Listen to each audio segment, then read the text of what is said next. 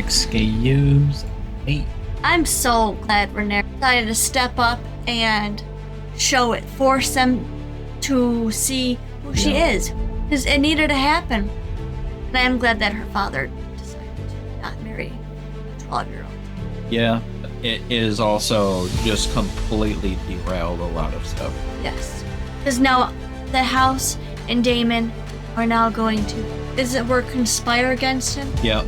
And they're not directly conspiring because they're just trying to solve a problem I think Lord Corliss has, which is he's afraid that his house is going to be destroyed by this. I don't really understand why he doesn't go try to deal with it himself, but he's trying to ally with another house to deal with it. And he's gone to the king is I'm being just wrecked by this thing in the stepstones, and maybe it is the biggest problem, but it's bigger to him than it is to the whole kingdom.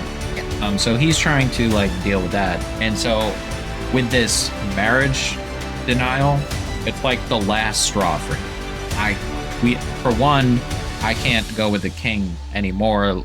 He's not doing anything for me, which is what lords take a vow, an oath to the king to do, is to help them out, protect them because the king has the power to say, I call the lords is an army. That's the whole point of a kingdom, is to call the lords to fight against things, to protect them. And then the lords have lords. Basically, it's tiered. There's the king, there's the lord, and there's duchies. Basically, smaller lords that follow the lords of the different kingdoms. So those lords can call up for them. So a spread of power.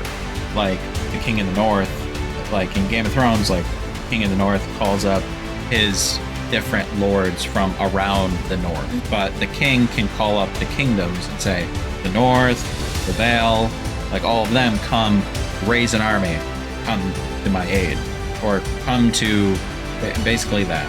Then most of the time it's a civil war in that case, but in this case it's from outside, and it looks bad for him. He has a lot going against him. He's a little craven. He's just a coward. He doesn't want to battle. He doesn't want to go out on a limb.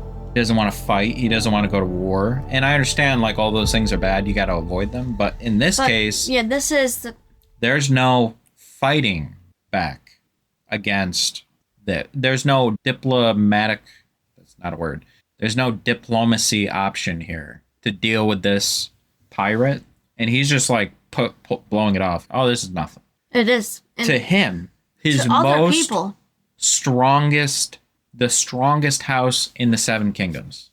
So he needs to listen to his vassals, basically are telling him, I'm in danger. If I'm in danger, you're in danger. There's no other way of putting that. Because the crown doesn't really have land. It has the crown lands, the area around King's Landing, but the other kingdoms are way bigger. And I'm interested in the difference between now, where it seems like in Game of Thrones, there's Lord of the Vale, Lord of the North, Lord of the West, Lord of the Reach, and the Dorne. They don't talk about it like that. It's Lord of Hightower, which is a city. It's just a small city. So it seems like there's not upper lords above. You know what I'm saying? I do, yeah. So did those not exist, or do they exist? It doesn't. It's confusing to me. Yeah, because it's different in Game of Thrones, where they have a lord of a whole area, whereas this is just a lord of smaller. It's interesting. It's just if someone could explain that to me. And what did you think? Just touching base on what I had said before, that the way she came in with that dragon and pardon everyone, just don't talk, let me handle it. Yep. Because there would have been bloodshed. People would have died. They were about to die. Yep. And I think Damon holds some respect. Oh, yeah, you can see it. For his niece, Rhaenyra. And so came in, she had a calmness, she didn't disrespect anyone, she just said the facts, which I think also helped because everyone was going back and bantering, but she came in strong. Yeah. And just head on, which was good. They were all gonna die. I don't understand. And calling his bluff on him being her marrying Yeah, I knew. and being pregnant, but not. Someday. Okay, so you made up a lie. You stole an egg for just to start drama. Yeah, he's not as cunning as I thought he was. He's boneheaded. He's not as smart as I was thinking he was. Where she is. She called that shit out right away. And yeah. They just need to listen to her and not just cast her aside. I don't know how old she is. She definitely, I feel that she has matured since her mother's passing, but I think she's 16. I'm not sure age-wise. And the realization that her best friend was... And she doesn't even want to marry him. No, not at all. She's only doing it because her father said so. Yeah. He's always scheming. The Hightower guy is scheming always. Because he put his daughter with the king originally. Yep. Like the first day. And he's basically... Go to like the king. An adult. Go to the king. Make him happy. Like, basically... Sell yourself. Yeah, to the king. So he eventually likes you, so he'll marry you. Yeah. Then you wonder why she's always nervous and anxious. That's so bad. But he is... I think he's past his prime, the king. He's completely broken as a man. He lost his wife. He doesn't want to do anything.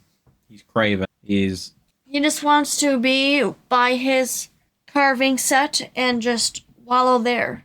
Because that's where I feel like he spends most of his time. He's an idealist. I wish things were the way I want them to be. You gotta do that, my guy. You can't just wish.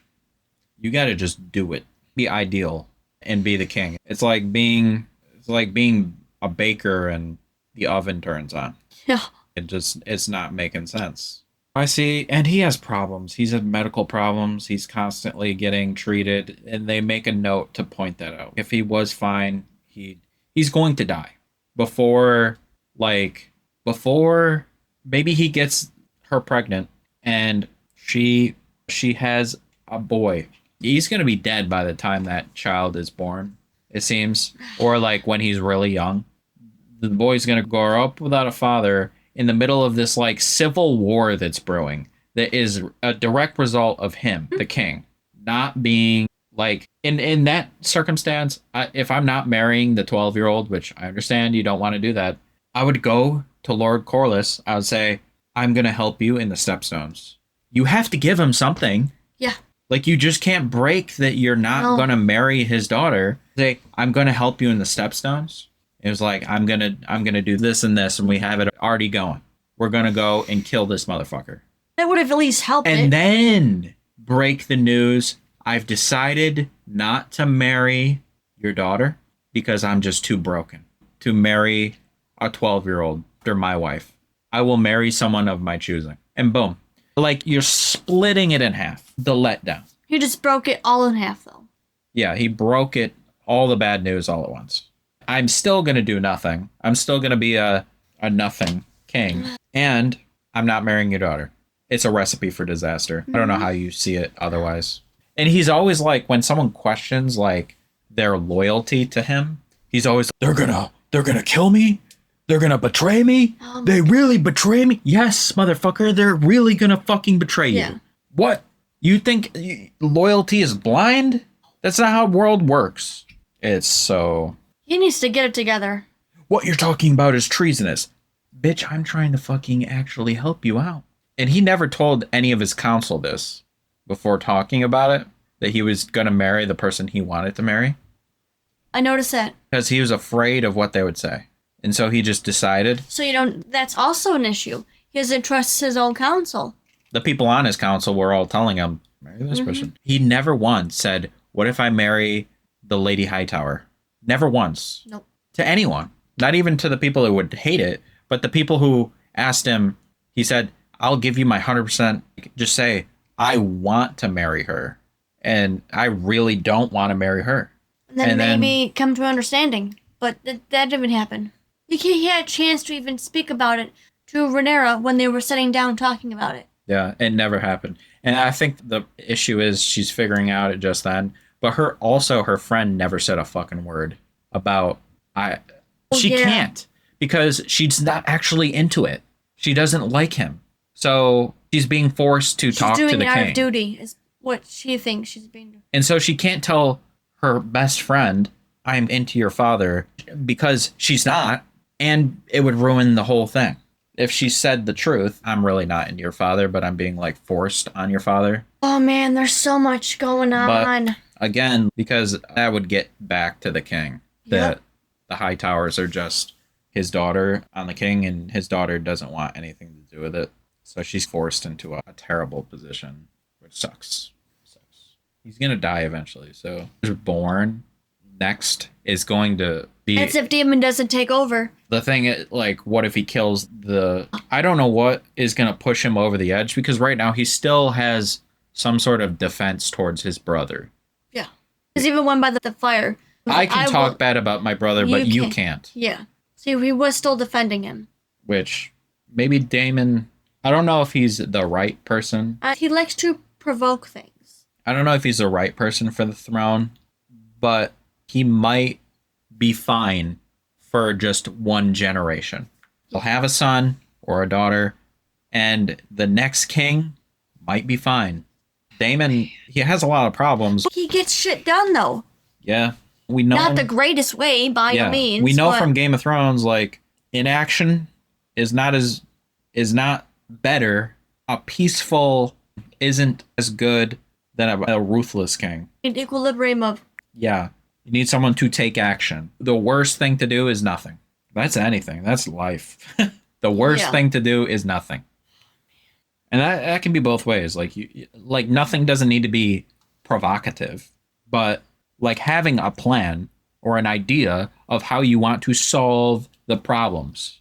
It seems like their whole fucking council meetings are rope-a-dopes. It's like someone brings up a problem or something, and if it doesn't get solved, if it's a serious problem, the king's, I don't know, we shouldn't do anything, we should wait. And then shit just fucking spirals out of control. If it's, we're gonna raise a knight up, it's, oh yes. Like, the hard problems aren't getting solved. The easy problems are getting solved. It's always something simple. Like, nothing hard can be solved by him.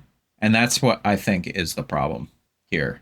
Yeah, we're gonna continue to go through our House of the Dragon. We're still, as of right now, we're still watching Game of Thrones, but we're starting House of the Dragon early.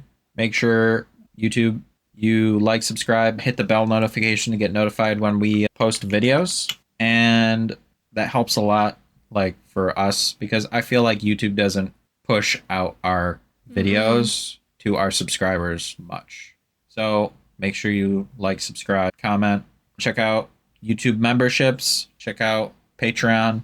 We're plenty ahead in all things, movies, TV shows. Oh, yes. And some TV shows on there will never come to YouTube. So you can check those out. Yep. And we thank you for watching Immersive Reactions. Until next time. And next time. And 3. What? Hello. Hello. Welcome. Hello. And you don't normally do it. Welcome to. Welcome back. To Immersive. Welcome. The House of a Dragon. That's how fast I go. Let's get into this. I'm not going to say anything. I got to pull up some shit. Let's get into it. Watch along, people. Get ready to start your copy in 3, 2, 1. Thank you, Jeremiah, Shaquille Relay, and Amanda Sargent for being our top members of the month.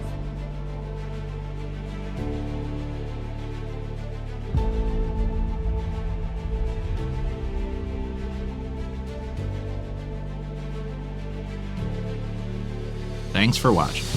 Check out our breakdown video for more insights. And do not forget to like and subscribe for more reactions. For full uncut content, join us on Patreon. We hope to see you in the next one.